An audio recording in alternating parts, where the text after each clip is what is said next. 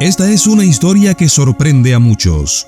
Hoy, Guayaquil es la ciudad capital de la provincia del Guayas, en Ecuador. Pero, ¿sabías que este territorio fue una vez una provincia independiente? ¿Conocías que tomaron también por nombre el de República de Guayaquil? ¿Cómo y por qué ocurrió esto y en qué años? Hoy viajaremos a través del tiempo y el espacio para conocer detalles de este acontecimiento singular de la historia sudamericana, que aunque es por muchos conocido, una gran cantidad de personas lo desconoce, tanto en Ecuador como fuera de este territorio. Pero antes, nos ayudas mucho regalándonos un like a este video y suscribiéndote al canal. Nada te cuesta y a nosotros nos ayudas muchísimo con ello para llegar a más personas con nuestros contenidos de valor, como este video que has comenzado a ver.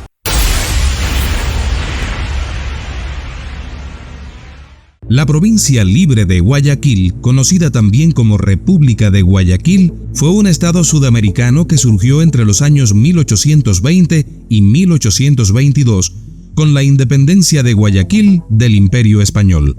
La provincia libre tuvo un gobierno y constitución provisional hasta su anexión a la Gran Colombia en 1822, constituyéndose en el departamento de Guayaquil. La provincia española de Guayaquil fue separada del Virreinato del Perú y en aquellos tiempos ya solo dependía en lo jurídico del Tribunal de la Real Audiencia de Quito. Sobre una década más tarde, los departamentos de Guayaquil, de Azuay y de Ecuador se separan de la Gran Colombia, formando el actual Ecuador. La provincia libre de Guayaquil comprendía los mismos territorios que la gobernación de Guayaquil durante la corona española, comprendiendo terrenos desde Esmeraldas por el norte y hasta Tumbes por el sur, y entre el Océano Pacífico por el oeste hasta las estribaciones de la cordillera de los Andes por el este, es decir, gran parte del litoral ecuatoriano, abarcando así las actuales provincias ecuatorianas de Guayas, Santa Elena, Manabí, la mayor parte de la provincia de Los Ríos, El Oro, Cañar, parte del sur de Esmeraldas y Tumbes en el actual Perú. Luego de la Revolución Independentista de Guayaquil, el lunes 9 de octubre de 1820, varios ayuntamientos se plegaron inmediatamente a la causa emancipadora. San Borondón, el día 10, Daule, el 11 y Naranjal, el 15. 23 días después, el miércoles 8 de noviembre, convocados por el Ayuntamiento de Guayaquil, los 57 representantes de todos los ayuntamientos del nuevo estado instalaron el Colegio Electoral o Congreso de la Provincia Libre de Guayaquil, organismo que dictó su estatuto electoral o constitución de la provincia denominada Reglamento Provisorio de Gobierno, que fue la primera constitución que regiría los destinos jurídicos de este estado y cuyo primer artículo decía: el estado de Guayaquil es libre e independiente, su religión es católica, su gobierno es electivo y sus leyes las mismas que regían últimamente en cuanto no se opongan a la nueva forma de gobierno establecida. El reglamento provisorio del estado de Guayaquil rigió el citado territorio entre su independencia de España y su anexión a la Gran Colombia. Fue la primera constitución con fuerza de ley y su Congreso la primera asamblea constituyente realizada en territorio independizado de la Real Audiencia de Quito. En ella se constata la condición ambigua y provisional del nuevo estado con respecto a su estatus jurídico. El comercio será libre, por mar y tierra, con todos los pueblos que no se opongan a la forma libre de nuestro gobierno. Sus puntos principales contenían elementos propios del republicanismo, como la división de poderes y la igualdad ante la ley, y del liberalismo, como el libre comercio, el pacifismo manchesteriano, servicio militar voluntario, excepto en caso de guerra, y el derecho de elegir su futuro estatus político, siendo el establecimiento de la religión católica como religión oficial el único aspecto conservador que se constata en la Carta Política. En la época referida, el sufragio universal aún no estuvo establecido, así que no existía representación democrática por elección general y el proceso de elección y de mando del Congreso era a través del sistema de junta de gobierno autodesignada. De forma similar, el proceso de independencia de las demás colonias americanas, quienes quedaron a cargo de las funciones públicas y el poder político del Estado provisional, por medio del colegio electoral, fueron hombres pertenecientes a las élites criollas, es decir, altos funcionarios y personajes de alta sociedad originarios de esta región de la colonia, quienes conformaban una junta de notables. La Carta Fundamental del Estado entregó el poder a un triunvirato integrado por Olmedo, Jimena y Roca. De inmediato se enviaron mensajeros a Bolívar y San Martín, del mismo modo que a las ciudades de la sierra. En la naciente república se aprobaron leyes a favor de los esclavos, como por ejemplo que los hijos de los esclavos fueran libres. Al inicio de la independencia, la República de Guayaquil entabló relaciones diplomáticas con 5 países americanos: Perú, Colombia, Chile, Guatemala y Estados Unidos. Los revolucionarios guayaquileños estaban convencidos de que su primer objetivo debía ser la liberación de la serranía quiteña. Avanzaron derrotando a los realistas el 9 de noviembre en la batalla de Camino Real, cerca de Guaranda. Según algunos estudios históricos, se puede deducir que probablemente los gobernantes de la ya soberana provincia de Guayaquil aspiraban a la creación de una república independiente en los territorios de la Real Audiencia de Quito, a los que perteneció la provincia bajo el nombre de República de Quito, y aspiraban a que su capital fuese Santiago de Guayaquil. Sin embargo, y al igual que otras consideraciones en torno a la independencia guayaquileña, no hay una opinión unánime de los historiadores. Aún así, la situación política del gobierno de Guayaquil era incierta, como atestiguó el enviado de la Gran Colombia, Antonio Morales, quien en una carta a Santander del 12 de febrero de 1821 mencionó la existencia de las siguientes alas políticas y sus propuestas para el futuro de Guayaquil en el orden internacional. Vine al hermoso puerto de Guayaquil, en donde encontré un partido por el rey, otro por la independencia absoluta de aquella provincia, otro por su agregación al general San Martín y otro por la dependencia de Colombia. Yo he sido bastante afortunado y no he omitido medio alguno para aumentar el último, que lo forman los verdaderos patriotas, los hombres más sensatos y la parte más seria del pueblo. El estado de Guayaquil, para los estadistas continentales y estrategas militares americanos de la época, no tenía cabida en el orden político post-independentista. Eso probablemente también lo preveían los miembros de la Junta, que habían manifestado tanto a Bolívar como a San Martín que la provincia se agregaría a cualquiera de los estados que habían de organizarse pasado el caos de las campañas de la independencia. Lo que pedían era que se les dejara elegir.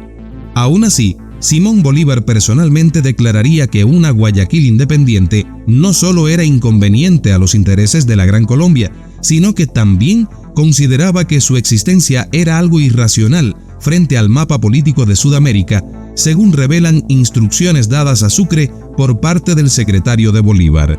De todas formas, sin la independencia de los territorios de la Real Audiencia, la propia independencia del naciente estado guayaquileño no podría estar segura. Así lo afirmaba el oficial venezolano León de Febres Cordero, que participó en la independencia y citado por José de Villamil.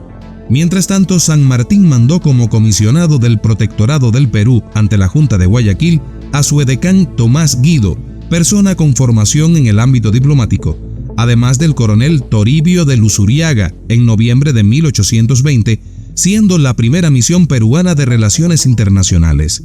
Se terminaría firmando un pacto de alianza y auxilios, así como de sujeción defensiva, que sería análogo al estado de un protectorado.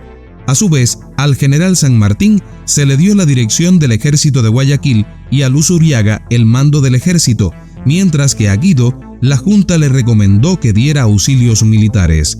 Sin embargo, prefirieron dedicarse a las instrucciones de su verdadera misión, manteniendo la discreción, la cual era instigar contra la Junta de Guayaquil para poder anexarla al Perú, además de negociar un préstamo de los comerciantes guayaquileños para financiar la campaña del ejército de San Martín en la expedición libertadora del Perú, pero al no lograr tal tarea, regresaron al Perú.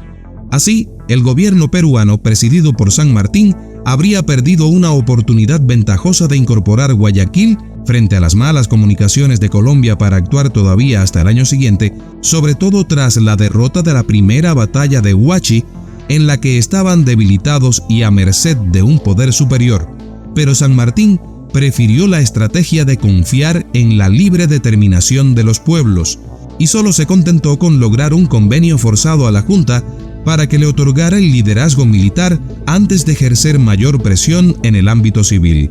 Siendo así que Guayaquil, el 30 de diciembre de 1820, se declararía bajo la protección del general San Martín, pero conservando la independencia. Por su parte, Bolívar mandó al general irlandés José Mires, quien presentó un comportamiento muy diferente, acompañado de su ejército y con poderes concedidos por Bolívar. Arribando el 22 de febrero de 1821, compartió sus instrucciones de manera directa sobre anexar esta provincia a la Gran Colombia, tratando de intimidar a la Junta de Guayaquil al presionarles con que proclamaran la incorporación a Colombia, exigiéndolo en notas posteriores a realizar un tratado para la defensa de Guayaquil. Sin embargo, su falta de tino y la firmeza de la Junta bajo el liderazgo de Olmedo no permitieron que lograra su cometido. El general Antonio José de Sucre llegó a Guayaquil con una fuerza de apoyo colombiana de 700 hombres armados y equipados en agosto de 1821 y combatió junto a los guayaquileños contra los españoles que aún hacían peligrar la independencia de la provincia por la zona de Yaguachi, actual provincia de Guayas, hecho que se denominó la Batalla de Yaguachi, triunfando la coalición guayaquileño-colombiana comandada por Sucre, asegurando definitivamente la independencia de la provincia libre de Guayaquil. Luego de la victoria, Sucre pidió ayuda a los guayaquileños para terminar la emancipación de los demás departamentos que conformaban la Real Audiencia y llevar la independencia a Cuenca y Quito, proceso que Olmedo apoyó de principio a fin. Para lo cual, el gobierno guayaquileño estableció la División Protectora de Quito con 1.500 hombres, que junto con los ejércitos colombianos atacaron a las tropas realistas establecidas en la audiencia y se finalizó la total emancipación el 24 de mayo de 1822 en la batalla de Pichincha, donde flameó la bandera de Guayaquil junto a los estandartes del Estado Gran Colombiano. La contribución guayaquileña para la liberación absoluta de Quito fue una realidad, aunque haya quienes le den todo el crédito a Bolívar, quien no estuvo el 24 de mayo, sino que llegó varios días después de la batalla. Un extracto del Patriota de Guayaquil, primer periódico guayaquileño y principal portavoz de gobierno de la provincia libre, demuestran que aquella batalla librada en las faldas del volcán Pichincha no solo fue gloria de Colombia y del Perú, sino que Guayaquil también es merecedora del crédito por aquella victoria que consolidó la independencia total del Ecuador. Previo a la entrevista de Guayaquil y oficialmente con motivo de esta, Bolívar el 11 de julio de 1822 llega a la ciudad capital del Estado Libre, Santiago de Guayaquil, y es recibido por la población guayaquileña bajo "Vivas a Colombia", "Viva Bolívar" y "Viva Perú", expresando la solidaridad independentista con los pueblos americanos.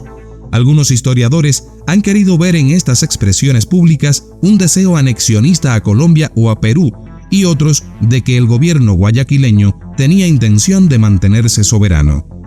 Bolívar consideraba a Guayaquil un lugar de entrada para el Perú, que era la última región sin independizar en Sudamérica y el mayor bastión realista, por lo que consideraba estratégica la anexión de la provincia a la naciente República de Colombia.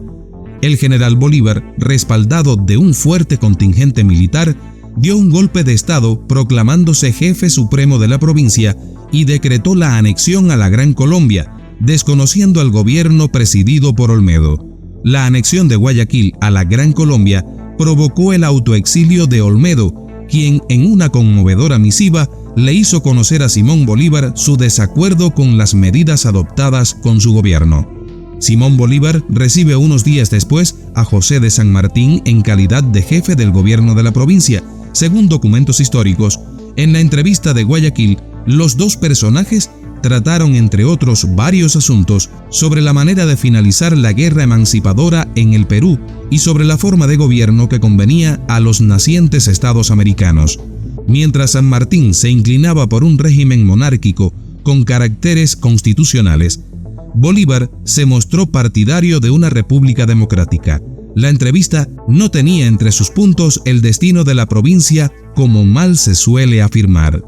El 31 de julio de 1822, la provincia libre de Guayaquil declaró su anexión oficial a la Gran Colombia. Por ello, Guayaquil pasó a constituir el distrito del sur del Estado colombiano, junto con el departamento de Ecuador, con capital en Quito, y el departamento de Azuay, con capital en Cuenca, bajo el nombre de Departamento de Guayaquil, con capital en la ciudad de Guayaquil. Ante aquello, la delegación peruana, presidida por Salazar Baquijano, se retiraría de Guayaquil considerando su misión terminada, al ya no ser un estado independiente, llegándose a embarcar junto al almirante Blanco Encalada, el general José de la Mar y el personal de la delegación en la fragata Protector. Sin embargo, según atestiguó Jerónimo Espejo, también se unieron a la fragata José Joaquín de Olmedo, Rafael Jimena, Francisco Roca, Esteban Amador y Francisco Ugarte, escapando de las posibles represalias del partido bolivariano dominante. Ante la negativa del gobierno guayaquileño de ser anexada a la Gran Colombia, el venezolano Pedro Gual envió una carta a Bolívar que no le llegó a sus manos, sino hasta después de la anexión en julio de 1822. Un plan elaborado con el fin de hacer presión al gobierno de la ciudad y hacerse con la región del actual Manabí, que era la que veía con mejores posibilidades su anexión al país del norte. Aquellos planes de Pedro Gual tenían sus antecedentes en una ambiciosa política continental que emanaba de instrucciones del 11 de diciembre de 1821, en las que se mencionaba la decidida disposición bolivariana de anexar Guayaquil, incluso si eso lo pusiera en actitud antiperuana y alterando la legalidad de las instituciones de Guayaquil a su favor de Colombia.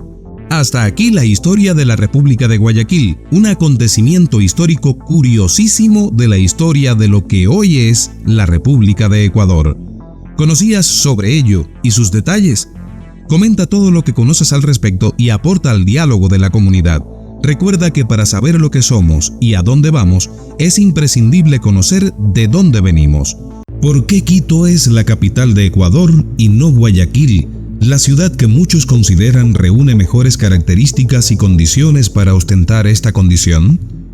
Esta es una pregunta que a primera vista puede parecer simple, pero que en realidad está cargada de historia, política, geografía y cultura. Para comprenderlo, debemos embarcarnos en un viaje a través del tiempo y del espacio, explorando las raíces profundas que han definido la identidad de este país andino. Abordaremos aspectos esenciales en este video, por lo que con tus aportes en los comentarios complementaremos el contenido de este audiovisual. Las fuentes consultadas te las dejo como siempre en la descripción del video, pero antes de entrar de lleno en el tema, nos ayudas mucho regalándonos un like y suscribiéndote al canal. Nada te cuesta y para nosotros es muy importante para continuar produciendo contenido de valor como este video que has comenzado a ver. Primero consideremos el contexto histórico. Quito es una de las ciudades más antiguas de Sudamérica. Su historia se remonta a tiempos precolombinos, cuando era un importante centro administrativo del Imperio Inca, conocido como el Reino de Quito. La importancia de esta ciudad no disminuyó con la llegada de los españoles.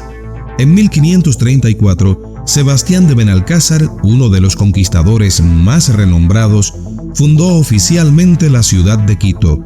No pasó mucho tiempo antes de que Quito se convirtiera en la sede de la Real Audiencia de Quito, en 1563, un ente administrativo crucial del Virreinato del Perú y posteriormente del Virreinato de la Nueva Granada. Este estatus convirtió a Quito en un centro político y administrativo clave durante la época colonial. La geografía también ha jugado un papel fundamental. Quito está situada en una región montañosa de los Andes, a una altitud promedio de 2.850 metros sobre el nivel del mar. Esta ubicación no solo ofrecía un clima más templado, al que los colonizadores españoles estaban más acostumbrados, sino también una posición estratégica defensiva.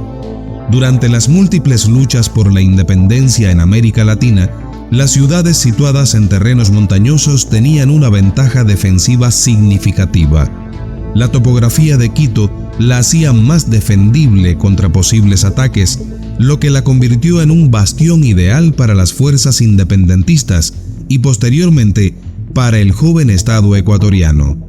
El proceso de independencia de Ecuador en el siglo XIX también fue fundamental para la designación de Quito como capital. En 1830, cuando Ecuador se separó de la Gran Colombia, Quito ya había consolidado su posición como un centro político y administrativo. Las élites quiteñas, con su influencia y poder, jugaron un papel determinante en la estructuración del nuevo país. Eligieron Quito como la capital debido a su preeminencia histórica y su infraestructura administrativa ya establecida, un legado que se remonta a los tiempos coloniales y aún más atrás, al Imperio Inca. La identidad y cultura de Quito han reforzado aún más su estatus. Quito es conocida por su impresionante centro histórico, uno de los mejor conservados y uno de los más grandes de América Latina. Este centro histórico fue declarado Patrimonio Cultural de la Humanidad por la UNESCO en 1978, una distinción que subraya su valor cultural y arquitectónico. La ciudad alberga numerosas instituciones educativas, religiosas y culturales que han sido fundamentales en la ardua tarea de la formación de la identidad ecuatoriana. La Universidad Central del Ecuador, fundada el 5 de septiembre de 1620, y la Pontificia Universidad Católica del Ecuador son ejemplos de instituciones que han contribuido significativamente al desarrollo intelectual y cultural del país. Por otro lado, Guayaquil, aunque es la ciudad más grande de Ecuador y su principal puerto, ha tenido históricamente una orientación más comercial y económica. Fundada el 25 de julio de 1538 por Francisco de Orellana, Guayaquil se ha destacado como un centro económico vital desde la época colonial, siendo un puerto estratégico para el comercio marítimo. Su ubicación en la costa del Pacífico le ha permitido desarrollarse como el motor económico del país, con una economía vibrante basada en el comercio, la industria y la exportación. La rivalidad entre Quito y Guayaquil no es nueva. Esta dualidad refleja las diferentes características y ventajas de cada ciudad. Mientras Quito ha sido el epicentro político, cultural y administrativo, Guayaquil ha sido la capital económica y comercial de Ecuador. Esta dicotomía ha dado lugar a tensiones y rivalidades a lo largo de la historia del país, pero también ha fomentado un equilibrio dinámico entre estas dos metrópolis. Además, Quito ha sido escenario de eventos históricos importantes que han marcado la historia de Ecuador. La ciudad fue el lugar donde se produjo el primer grito de independencia de América Latina, el 10 de agosto de 1809. Aunque este primer intento de independencia fue sofocado rápidamente, marcó el inicio de una serie de eventos que, eventualmente, llevarían a la independencia de Ecuador. Este legado de resistencia y lucha por la libertad ha imbuido a Quito de un espíritu patriótico y de orgullo nacional que refuerza su posición como la capital del país. La infraestructura administrativa y gubernamental también es un factor clave. Quito alberga las principales instituciones gubernamentales, incluyendo el Palacio de Carondelet, sede del gobierno ecuatoriano, así como la Asamblea Nacional y la Corte Suprema de Justicia. Esta concentración de poder político y administrativo facilita la gobernabilidad y la toma de decisiones a nivel nacional. En resumen, la elección de Quito como capital de Ecuador no es una mera coincidencia o una decisión tomada a la ligera. Es el resultado de una combinación compleja de factores históricos, geográficos, políticos y culturales que han prevalecido a lo largo del tiempo. A pesar de las ventajas económicas y comerciales que ofrece Guayaquil, Quito ha mantenido su estatus como el corazón político y cultural de Ecuador. Su rica historia, su estratégica ubicación geográfica, su influencia política y su vibrante cultura han hecho de Quito la ciudad ideal para ser la capital de este hermoso país andino. Es el momento ideal para que comentes y aportes elementos a este video. ¿Sabes que Ecuador estuvo a punto de desaparecer cuando apenas llevaba pocos años de creado como estado? ¿Sabes por qué y cómo ocurrió? En 1859 se produjo un incidente con Perú por la explotación de tierras amazónicas que los peruanos reclamaban como suyas.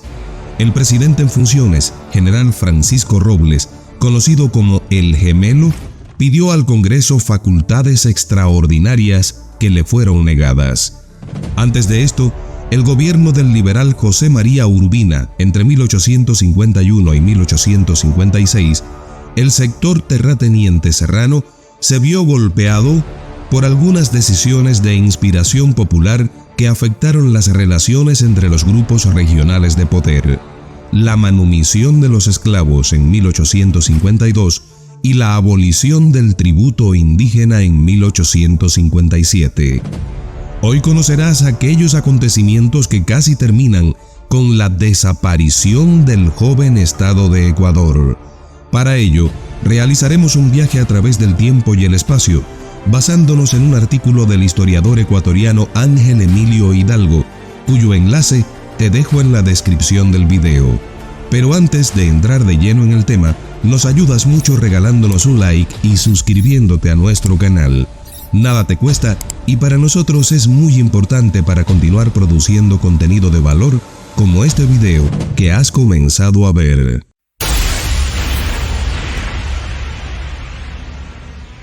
El historiador Ángel Emilio Hidalgo plantea que en 1859 se produjo un incidente con Perú por la explotación de tierras amazónicas que los peruanos reclamaban como suyas. El presidente en funciones, general Francisco Robles, conocido como el Gemelo, pidió al Congreso facultades extraordinarias que le fueron negadas. Pasó a Guayaquil para instalar su gobierno, pero le sorprendieron las maniobras de sus opositores. El 1 de mayo de 1859 se nombró en Quito un triunvirato conformado por Gabriel García Moreno, Jerónimo Carrión y Pedro José Arteta. Robles envió a Urbina para someterlos por la fuerza y García Moreno huyó a Perú. Desde ahí, negoció con el presidente peruano Ramón Castilla para derrocar al gobierno ecuatoriano. Frente a las costas de Guayaquil, García Moreno hizo un llamado al pueblo, indicando que los peruanos eran amigos de Ecuador. Al mismo tiempo, en Quito se volvió a desconocer el gobierno de Robles y en Guayaquil, el general Guillermo Franco se proclamó jefe supremo con el apoyo de Castilla, presidente de Perú. En ese momento, el caos invadió todo el país. En Loja, el 18 de septiembre de 1859, se nombró un gobierno federal. En Cuenca, se reconoció como jefe supremo a Jerónimo Carrión, mientras que la Sierra Centro-Norte se sometió al triunvirato y gran parte de la costa al gobierno títere de Franco. El general peruano Ramón Castilla aprovechó la coyuntura para imponer su arbitrio a Ecuador y se nombraron delegados para revisar el tratado de límites entre los dos países, en el momento que bloqueaban la entrada al puerto de Guayaquil con sus fuerzas navales. El 12 de septiembre de 1859, el presidente Castilla dio un ultimátum a Ecuador y ordenó el bloqueo naval a Guayaquil. Al amanecer del nuevo año, 5.000 soldados peruanos invadieron el país y entraron a Guayaquil desde la hacienda Mapasingue el 7 de enero de 1860. Una de las primeras cosas que hicieron los peruanos fue acallar a la prensa guayaquileña y publicar un periódico que circuló con el título de El Iris de los Andes. De esta manera, ellos relataron este infausto suceso para el Ecuador. El 7 del actual, a las 4 de la tarde, verificó su entrada a Guayaquil el ejército peruano, según el previo acuerdo celebrado por los generales en jefe. Su excelencia el general Castilla, que venía a su cabeza, se separó en el Panteón para pasar a ver a su excelencia el jefe supremo y regresó para ver desfilar las fuerzas desde las posiciones de Santa Ana. Las fuerzas peruanas entraron por la calle de San Francisco y se dirigieron al hospital militar, desocupado de antemano para alojarlos. En todo el extremo norte están sus cuarteles, es decir, que la defensa de Guayaquil está confiada a la lealtad y honor del Perú. El 25 de enero de 1860 se firmó el írrito y bastardo Tratado de Mapasingue, y Guillermo Franco, 2 días después, reconoció a nombre del Ecuador la vigencia de la cédula de 1802 para acreditar los derechos del Perú a los territorios de Quijos y Canelos. La reacción de la mayoría de los ecuatorianos, como era de esperarse, fue de rechazo a esas espurias tratativas, y los demás gobiernos regionales se unieron para enfrentarse a Franco y Castilla. La crisis política de 1859 a 1861, en la que casi desaparece Ecuador, se ha leído de distintas maneras. El historiador Patricio Icaza sostiene que la desarticulación nacional de esos años se debió a la respuesta de la reacción goda o conservadora para desplazar del poder del Estado al proyecto liberal sustentado por el urbinismo. Las reformas legales, sociales y económicas de la etapa urbinista habían minado el radio de influencia de la clase terrateniente serrana y por ende había que socavar a Francisco Robles. La limitada capacidad política del sucesor de Urbina tampoco le posibilitó salir airoso de la crisis. García Moreno, por su parte, logró sostener una campaña militar victoriosa con el apoyo de otras fuerzas políticas que emprendieron la campaña antiperuana. Indudablemente, una de las lecciones de esta grave crisis fue la necesidad de superar la precariedad política, fortalecer la presencia del Estado y modernizar al ejército. En otras palabras, cohesionar a un país dividido y fragmentado por los intereses de los caudillos regionales en un proyecto unitario de vocación nacional. Concluye así el artículo del historiador ecuatoriano Ángel Emilio Hidalgo, publicado en el diario El Telégrafo en el año 2014 y que puedes consultar en el enlace que te dejo en la descripción del video. ¿Conocías de este suceso narrado hoy? ¿Qué opinas de los acontecimientos? La ciudad de Guayaquil aún es protagonista en múltiples debates en redes sociales. Unos, aparentemente peruanos, sostienen que Guayaquil es peruana. Otros plantean que no, que siempre ha sido ecuatoriana. Lo cierto es que la historia recoge varios acontecimientos con ciertos matices que generan acaloradas discusiones y aún hoy, tras decenas de años, levantan ronchas en algunos que no logran dejar en el pasado lo que al pasado pertenece. En nuestro canal 1000 Historias, siempre buscamos acercamientos a los hechos históricos a partir de investigaciones realizadas por historiadores, científicos y otros expertos en los temas tratados. Y aunque en ocasiones fundamentamos criterios propios sobre los sucesos, nunca imponemos una versión de los mismos, sino que te animamos a continuar investigando y llegar a conclusiones a partir de fuentes confiables y encontrando un punto de equilibrio razonable entre las diferentes versiones de un mismo hecho o personaje. Hoy viajaremos en el tiempo y el espacio hasta un momento en la historia sudamericana en el que Guayaquil, la ciudad-puerto del actual Ecuador, fue entregada a Perú. Lo haremos tomando como base un artículo publicado por el historiador ecuatoriano Javier Flores Aguirre en su blog personal que puedes consultar en el enlace que te dejo en la descripción de este video. Pero antes de entrar de lleno en el tema, nos ayudas mucho regalándonos un like y suscribiéndote a nuestro canal. Nada te cuesta y para nosotros es muy importante para continuar produciendo contenido de alto valor como este video que has comenzado a ver. De la ocupación peruana de Guayaquil han transcurrido 194 años. Plantea el historiador Javier Flores que el puerto de Guayaquil fue entregado a inicios de 1829 al Perú por el general Juan Illingworth, para que dicho país lo administrara durante la guerra entre las repúblicas sudamericanas de Colombia y Perú. Por esos días guerreaban estas nobles repúblicas desgajadas del antiguo imperio español. El jefe del ejército colombiano era Antonio José de Sucre y el jefe del ejército peruano era su entonces presidente, el general de origen cuencano y ascendencia guayaquileña, José Domingo de la Mar. Las fuerzas de ambos países se enfrentaron el 27 de febrero de 1829 en un lugar llamado Portete, en Tarqui, a pocos kilómetros al sur de la ciudad natal del presidente peruano. La versión peruana ha equiparado este hecho a una simple escaramuza.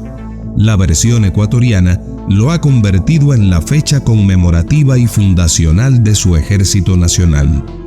El hecho objetivo es que a raíz de este enfrentamiento se acordó la firma del Convenio de Girón del 28 de febrero de 1829.